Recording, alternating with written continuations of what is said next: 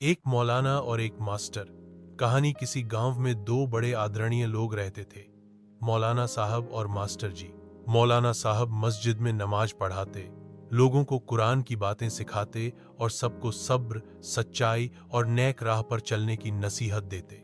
वहीं मास्टर जी स्कूल में बच्चों को पढ़ाते, दुनिया का ज्ञान देते और तर्क व न्याय की बातें समझाते। दोनों ही अपने अपने तरीके से गांव वालों की मदद करते थे, लेकिन सोच में जमीन आसमान का फर्क था। घटना, एक दिन गांव के दो परिवारों में जमीन को लेकर बड़ा झगड़ा हो गया। बात इतनी बढ़ी कि लोग एक दूसरे से लड़ने को तैयार हो गए। पहले लोग मौलाना साहब के पास पहुंचे। लोग बोले, मौलाना साहब कुछ कीजिए, झगड़ा बढ़ता जा रहा है।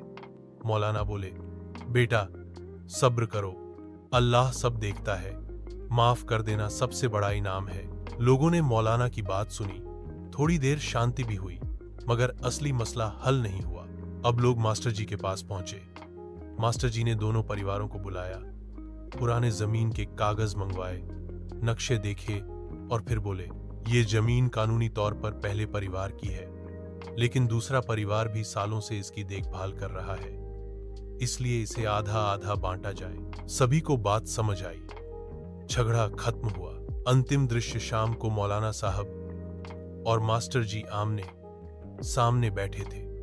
मौलाना साहब मुस्कुराते हुए बोले, आपने तो मसले का हल निकाल ही लिया।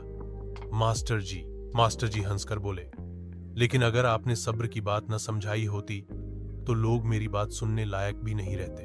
दोनों ने एक दूसरे को सलाम किया और साथ बैठकर चाय पी। सीख, ज्ञान और धर्म, सब्र और समझदारी, तालीम और इंसानियत, जब ये सब मिल जाएं, तभी समाज में सच्चा सुधार आता है।